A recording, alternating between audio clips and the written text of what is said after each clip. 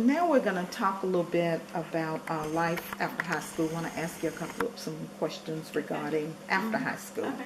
So you can just kind of start talking about your college experience, or Didn't have college. okay. I did not attend college. I got married at 17. Okay. We graduated on June the 6th, 1967, and Frank and I got married on July 1st, Okay. 1967, and I moved to Atlanta.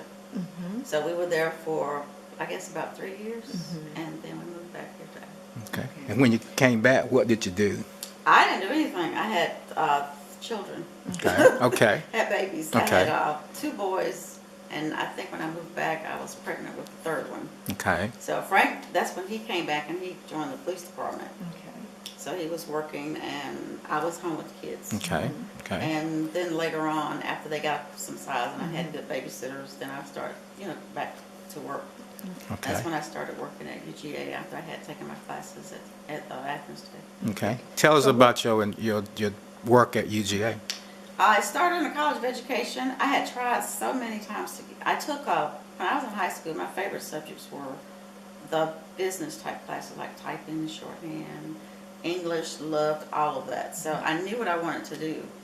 And I don't know if we list them in our yearbook, like who wanted to do this and that. I didn't have anything like astronaut or, I had secretary. That's what I wanted to do, and that's what I did. So when I finally was able to get a job in April of 1974 in the College of Education, that's where I started.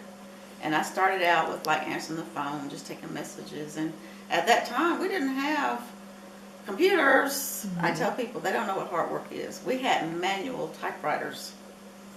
We had electric ones later, but I took my classes on manual typewriters at school, in high school.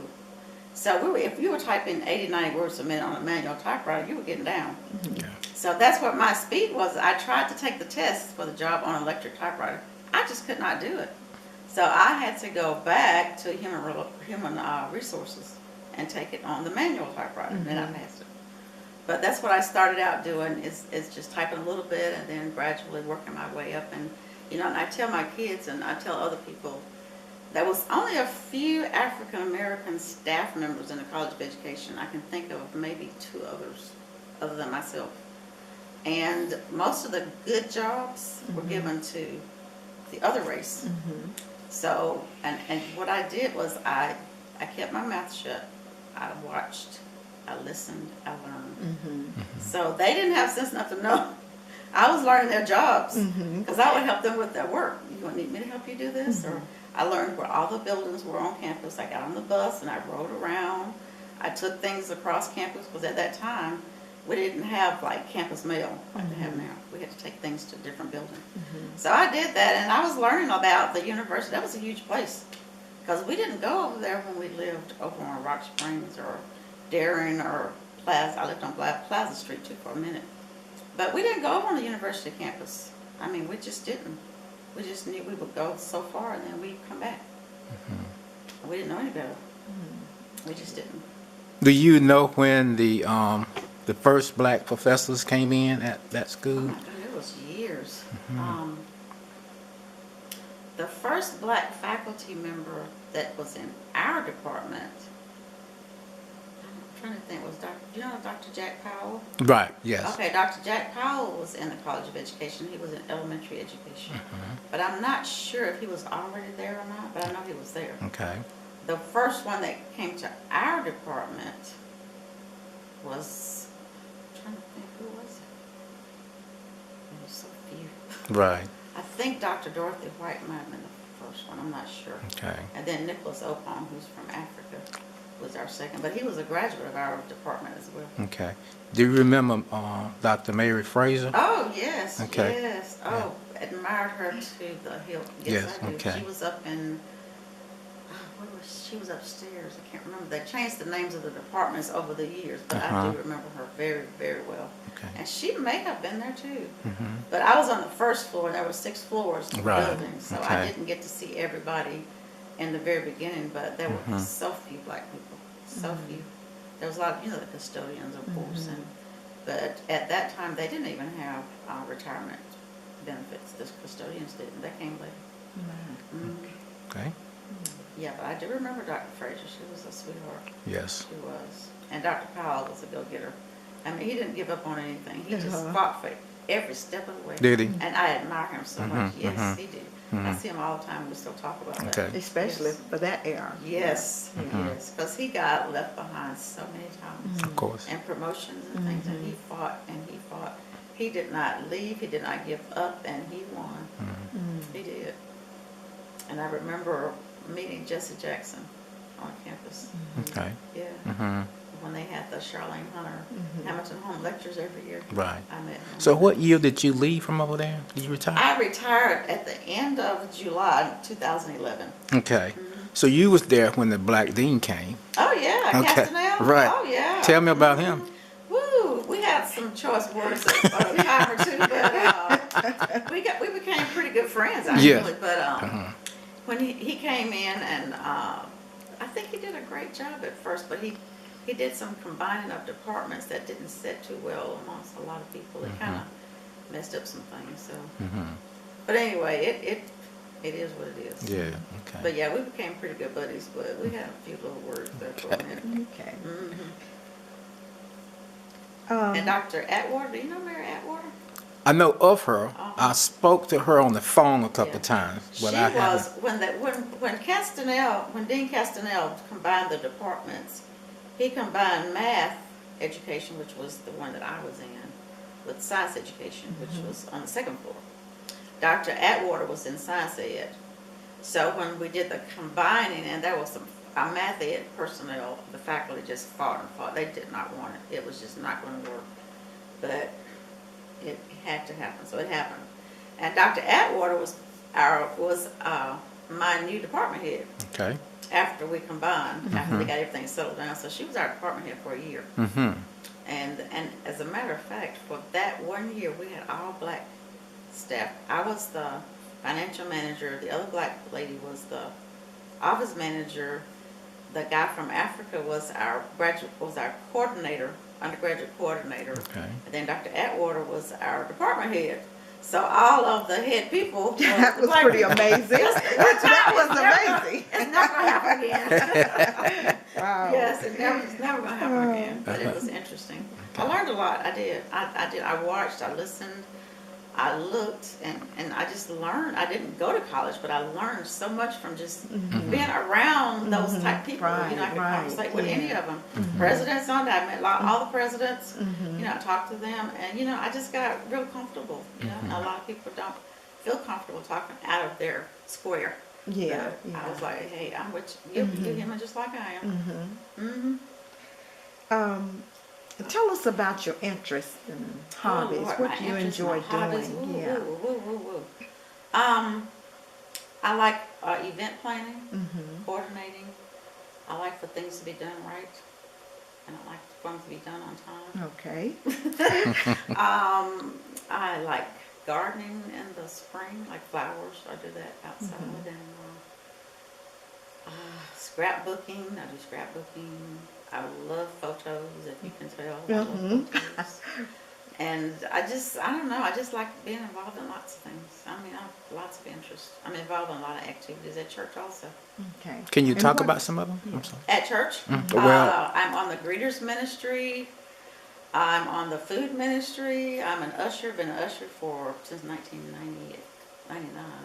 And what church are you a member of? Chestnut Grove Chestnut Baptist Grove, Church, that's right. Okay, I Pastor remember that. Dr. Wilson Lattimore Jr. is our pastor. And we went from this little bitty church down to this big church. And we're running out of space again, but that's good. That's a good thing. Good, Yeah. yeah. Beautiful deal then. Yeah, I'm on the greeters food ministry, ushers ministry, and I will be the new church clerk starting in 2015, I think, Okay. or maybe sooner. What about the schoolhouse committee? Oh, the schoolhouse committee. I'm on that committee, and I told Annabelle Matthew, who is the actual worker behind all of that, I said, I'll help you, but I don't really want to be a part of the committee. But then she made me a part of it anyway. So I just kind of helped a little bit. I didn't do a lot with that. I did some, but not a lot. I can't take a lot of credit for that. Okay. Because she and 2 or 3 other people really did the work for that, because I just didn't have time. I mean, I was spread so thin already, but I told them I would do what I can. And I did kind of help them put budget stuff together and things like that. Okay. But you're involved in some other type of historic preservation work. Yes, Talk I'm about involved that. in the Heritage Committee, which was formed in 2006. And that was formed when the school district was going to tear down that building. That was our former high school. And we said, That was a battle. But we won. Okay. We did. We won. Mm-hmm. When we first heard about it, and I heard about it from 2 employees at that time, and I knew that they were telling the truth about what they had planned to do with that school, because I think Superintendent Holloway was there then. Then I called up Harry Sims, who's a commissioner, and my classmate. Georgia Maxwell was already involved somehow, I'm not sure how, so we all kind of got together. And then I called Val Daniel. So the 5 of us kind of met with the school district people up until everything was done, everything was finished. And they really involved us a lot. They would call me whenever they were going to do something with the pictures. I had to send them, I sent them like 300 pictures. So they chose the ones that are put up on the walls. Okay. I didn't choose any of those. The heritage room, the cabinets, they had to go back and put lights in. Because when they first finished them, they didn't have lights, they didn't have locks. I said, we need lights, we need locks. They did it. So they were very cooperative with us. They really were. They were, and they still are.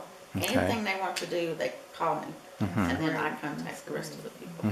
When you say they, Like Ted Gilbert, Mr. Gilbert was kind of spearheading it after the other superintendents left, because Jim Sims was there. I don't know if Gilbert was there when he was there or not. I think he was.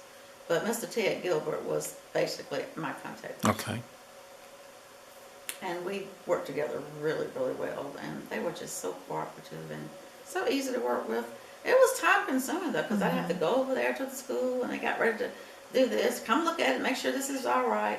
Then I have to run over there for this and run over there for that. But I was glad I was available to run over there. Exactly. Because if I had been working, I wouldn't have been able to do all that.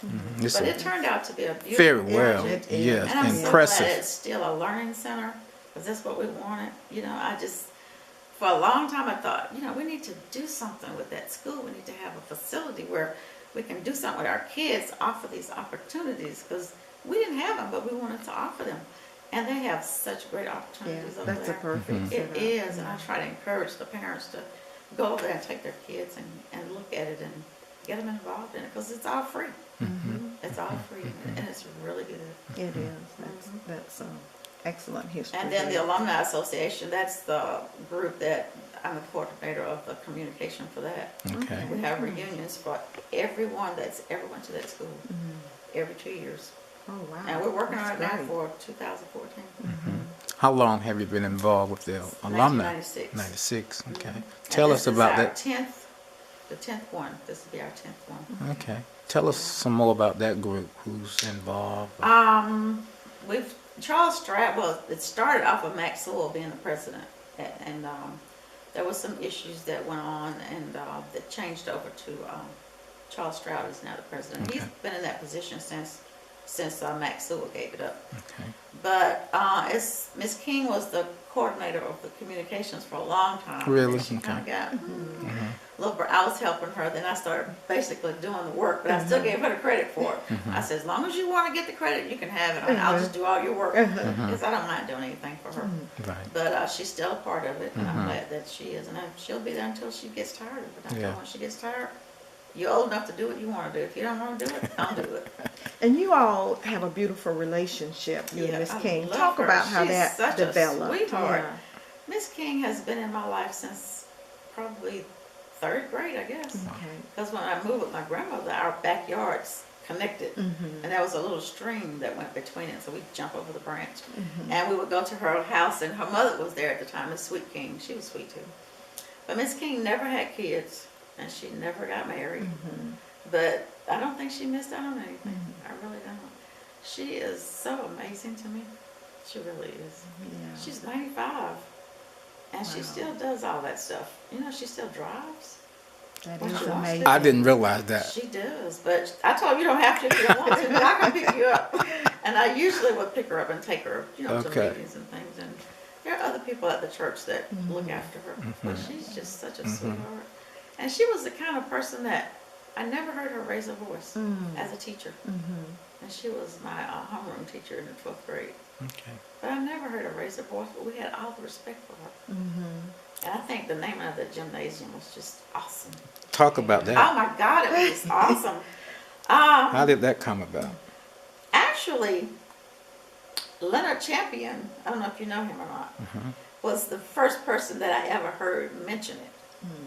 So nothing was done for a long time until we started with the renovations, and then they came up again.